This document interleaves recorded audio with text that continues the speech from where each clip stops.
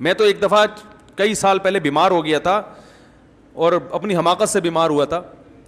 تو کئی سالوں کے بعد نا, میرا خیال ہے 25-30 سال کے بعد مجھے کوئی بخار ہوا ہوگا. اللہ نے الحمدللہ مجھے اس سے, بچپن میں ڈاکٹر اچھا مل گیا تھا, وہ اینٹی بایوٹک نکلاتے تھے تو ریزسٹنٹ پاور بڑھ گئی تھی نا, بخار نہیں ہوتا تھا, بڑی بڑی بیماریاں آتی ہیں لوگوں, مجھے نہیں الحمدللہ ہوتا.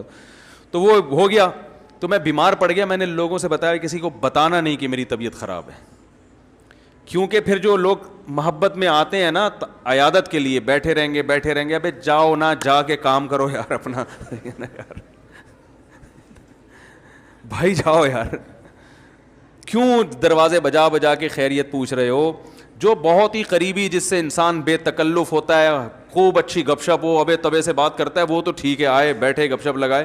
ہر آدمی ادھر سے بھی فون, ادھر سے بھی فون, ادھر سے بھی فون.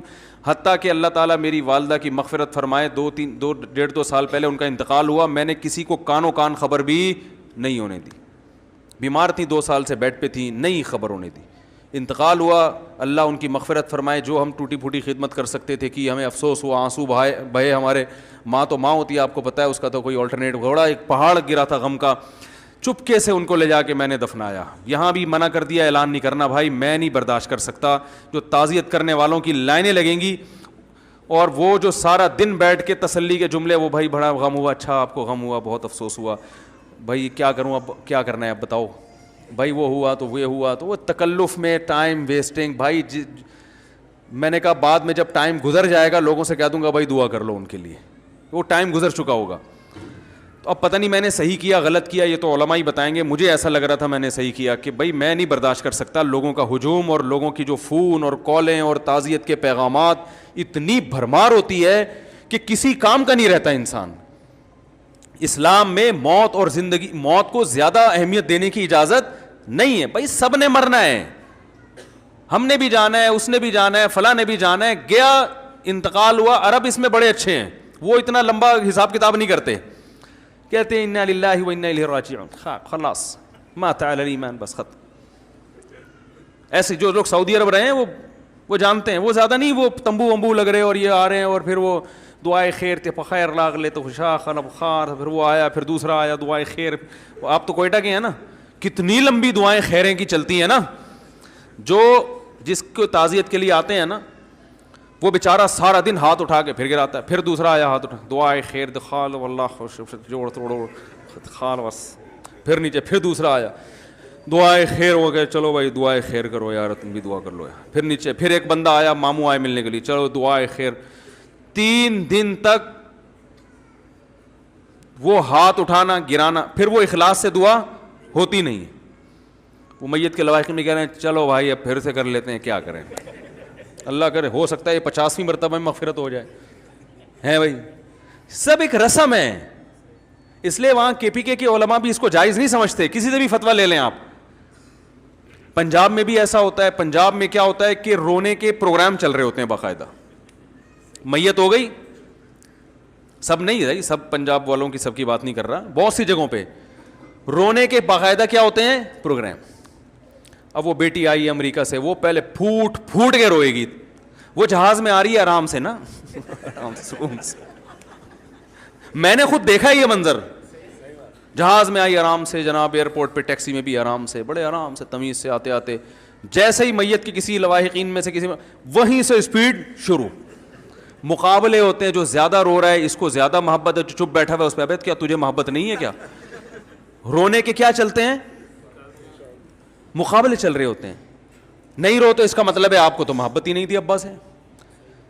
ایک خاتون کے میاں مر گئے, سچا واقعہ ہے, میرے پاس فون آیا, ہمارے کو ریلیٹو تھیں, پھوٹ پھوٹ کے رو رہی ہیں کہ میرے میاں مر گئے, ہائے میں بیوہ ہو گئی. اوف, ایسی انہوں نے روئی ہیں کہ جو بھی فون سنے گا وہ بھی بیچارہ پھوٹ پھوٹ کے رونا شروع کر دے.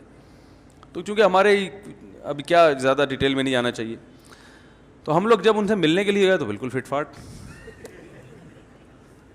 ہم نے کہا آپ کو تو بڑا غم تھا, کہہ رہے ہیں جان چھوٹی, بڑی مصیبت دی ہوئی تھی, ٹینشن دی ہوئی تھی. وہ بندہ ٹھیک نہیں تھا نا جس کا انتقال ہوا, وہ بہت ظلم کر رہا تھا اپنی بیوی کے اوپر, بالکل بھی ٹھیک نہیں تھا وہ آدمی. تو وہ ہے نا جان چھوٹی, اللہ کا فضل ہو گیا, اللہ نے خود ہی اٹھا لیا. لیکن اب مرنے پہ ایسا ریئیکٹ کرنا ہے, وہ ایک مجبوری ہے بھائی. اگر ایسا ری ایکشن نہیں کیا لوگ بولیں گے واہ بھائی واہ, میاں مر گیا, رونا ہی نہیں آ رہا ان کو. تو یہ ڈرامے چل رہے ہیں زیادہ تر. اسلام میں حکم یہ ہے کہ بھائی کوئی میت ہو گئی تو 3 جملے کہو اور پتلی گلی سے نکل لو. اعظم اللہ اجرک, وہاں جاؤ تسلی کے. وہ بھی ہر آدمی نہ جائے بھائی, جن کے کوئی خاص رشتہ دار ہیں, جو ریلیٹیو ہیں, جو جن کے جانے سے تسلی ہوگی سامنے والے کو, 3 جملے بولو جا کے بھائی اعظم اللہ اجرک, جو مصیبت آپ کو پہنچی ہے اللہ اس پہ آپ کے اجر میں اضافہ کر دے. واحسن عزاءک, اس غم پہ اللہ آپ کو صبر کی توفیق دے. وغفر لمیتک, اور مرحوم کی مغفرت فرمائے. 3 جملے کہے, 2-4 اور تسلی کی بات کریں اور پتلی گلی سے بولو بھائی نکل لیں. وہیں تمبو میں دھرنا مار کے مت بیٹھیں آپ, وہاں بیٹھ جاتے ہیں. اب اس کے لیے دودھ پتی آ رہی ہے, پھر چائے آ رہی ہے, پھر پانی آ رہا ہے. وہ میت کے رشتہ داروں بیچارے وہ کہتے ہیں یہ مرنا اتنی بڑی ٹینشن نہیں تھا جتنا یہ جو تعزیت کے لیے آنے والے یہ اس سے بڑی ٹینشن بن چکے ہیں. اور پھر بھی ہمارے ہاں تو اسلام کی برکت ہے, برداشت کی حد تک ٹینشن ہوتی ہے, ڈپریشن میں جاتا ہے, مرتا نہیں آدمی. جو غیر مسلم ہے نا ان کے ہاں تو میت اتنی بڑی ٹینشن دے کے جاتی ہے دنیا سے کہ ان کے 2-2 ہفتے کے پروگرام چلتے ہیں میت کی تعریفوں کے الگ. اس وقت دفناتے نہیں ہیں اس وقت تک. پھر وہ ان کے کوئی پنڈت جی آ رہے ہیں, پنڈت کہتے ہیں, یہ پنڈت نہیں, مجھے کسی نے انڈیا سے کہا آپ نے مندر کو مندر بنا دیا اور پنڈت کو پنڈت بنا دیا. تو پنڈت لفظ ہے یہ. وہ آتے ہیں, پھر وہ پتہ نہیں کیا کیا پڑھتے رہتے ہیں, اس کے اوپر گھوڑے پڑھ رہے ہوتے ہیں, پھر اس پہ پیسے لے کے جاتے ہیں. وہ کئی ہزار روپے کا وارثوں کا خرچہ ہو جاتا ہے. ہمارے یہاں اسلام نے کہا خرچہ کرنے کی چندہ ضرورت نہیں ہے, صرف خرچہ ہوگا میت کے کفن کا ہے بھائی, میت کی قبر کا. قبر خود کھودنا نہیں آتی تو گورکن کو پیسے دے دو. اس کے علاوہ تیسرا کوئی خرچہ نہیں ہے, اور یہ خرچہ بھی میت کے وراثت کے مال میں سے ہوگا. جتنا مال چھوڑ کر گیا ہے نا اس میں سے پہلے یہ کفن دفن کا خرچہ نکالو. کفن کے کتنے پیسے خرچ ہوتے ہیں کفن پہ. وہ بھی یہ کہ جب اگر کوئی گھر میں کسی کی قمیض پھاڑ کے جو ہے نا کفن بنا دو. صحابہ تو ایسے ہی کرتے تھے, الگ سے کپڑا تھوڑی خریدتے تھے. حضرت ابو بکر کو جب کہا گیا نا یہ کپڑا, انہوں نے فرمایا زندوں کو پہناؤ, ہمارے لیے نیا کپڑے کی ضرورت, ہمیں پرانے کپڑے میں دفن کر دینا. وہاں قبر میں جا رہے ہیں نا, وہاں کون سا کوئی, وہ تو فرشتے آئیں گے دیکھنے کے لیے, وہ تو اعمال دیکھتے ہیں, وہ آپ کے کپڑے تھوڑی دیکھیں گے. تو ٹینشن نہیں لو بھائی, زندگی کو کیا بناؤ, ہلکا ہلکا بناؤ, کاموں میں ٹائم لگاؤ. اب جو دنیا سے چلا گیا وہ واپس نہیں آئے گا. اب آپ نے کرنا ہے اس کے لیے مغفرت کی دعا. جو غم خود سے ہو رہا ہے وہ تو ہوتا ہے, وہ تو نیچرل ہے, وہ تو نبی کو بھی ہوتا تھا, آنکھوں سے آنسو ٹپکتے ہیں, بس کافی ہے. چیخنا چلانا, آپ صلی اللہ علیہ وسلم نے میت پر چیخنے چلانے والی عورتوں پر لعنت فرمائی ہے. کتنا بڑا جرم ہے. اور آج میت پہ عورتیں چیختی ہیں کہ نہیں چیختی, ہاں ہاں ہاں ہاں کر کے, اس کو کمال سمجھتی ہیں. کمال صبر کرنا ہے, چیخنا چلانا کمال نہیں ہے. عورت کے لیے سب سے بڑا غم اس کے بچے کی موت ہے, کیونکہ عورت کی سب سے محبوب چیز کیا ہوتی ہے, بچہ. ایک عورت کا بچہ مر گیا نبی صلی اللہ علیہ وسلم کے دور میں, وہ اتنی غمزدہ ہوئی کہ بچے کی قبر پہ کھڑے ہو کر رونا پیٹنا کیا نا اس نے, چیخ رہی ہے چلا رہی ہے. آپ صلی اللہ علیہ وسلم پیچھے سے گزرے, انہوں نے فرمایا صبر کرو صبر. اسے نہیں پتا تھا کہ نبی صلی اللہ علیہ وسلم نے, اس نے کہا آپ کو وہ غم پہنچا ہوتا نا, مجھے پہنچا ہے, پھر میں پوچھتی کہ کیسے صبر کیا جاتا ہے. اس نے گویا طنز کیا, اس کو نہیں پتا تھا کہ آپ صلی اللہ علیہ وسلم ہیں. اس نے کہا اصل میں غم تو جس کو پہنچا ہے وہی جانتا ہے نا, ہمارے یہاں یہی ہوتا ہے نا. آپ کسی کو بولو صبر کرو, کہہ رہے تمہیں تکلیف ہو نہیں رہی نا اس لیے تم صبر کا کہہ رہے ہو. رونے پر پابندی نہیں ہے, چیخنے چلانے پر پابندی ہے, واویلا کرنے پر پابندی ہے. تو وہ صحابیہ کو کسی نے بتایا کہ تو رسول اللہ صلی اللہ علیہ وسلم ہے, تو وہ فوراً پریشان ہو کے گئیں اور نبی صلی اللہ علیہ وسلم کے پاس آ کے کہنے لگی میں اب صبر کروں گی. آپ نے فرمایا انما الصبر عند الصدمۃ الاولیٰ, جب صدمہ پہنچتا ہے نا اس وقت صبر کی فضیلت ہے, بعد میں تو سب کو صبر آ جاتا ہے. کون ساری زندگی بیٹھ کے کون روتا ہے. تو کہاں سے کہاں بات چلی گئی بھائی, بات کیا شروع ہوئی تھی یار, کدھر بات یہ ہو رہی تھی کہ بھائی ہر چیز کا ایک طریقہ ہوتا ہے. اب وہ سعید انور کا میں واقعہ بتا رہا تھا. اب بظاہر تو وہ بد اخلاقی ہے نا کہ میں 9 بجے کے بعد نہیں آؤں گا, لیکن یہ اخلاق ہیں. اخلاق میں سب سے پہلے اپنے آپ کے ساتھ اچھا سلوک کرو نا بھائی. دوستوں کے چکر میں اپنا بیڑا غرق کیا ہوا ہے, اپنی نہ نیند ہو رہی ہے نہ کھانا ہو رہا ہے ڈھنگ سے, نہ ٹائم.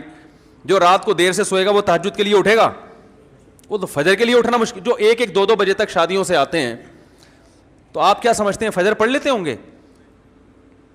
بہت مشکل ہے فجر کے لیے اٹھنا ایسی صورت میں, اور تہجد کہاں پڑے گا وہ آدمی. تو ہمارے نبی صلی اللہ علیہ وسلم, لوگ کہتے ہیں بھائی نبی دعوت نہیں ٹھکرایا کرتے تھے, تو نبی تو تہجد بھی نہیں چھوڑتے تھے.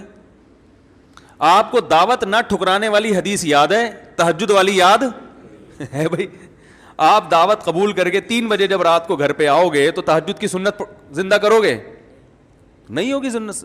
اس لیے اس معاملے میں بھائی پوری قوم کو چینج کرنے کی ضرورت ہے.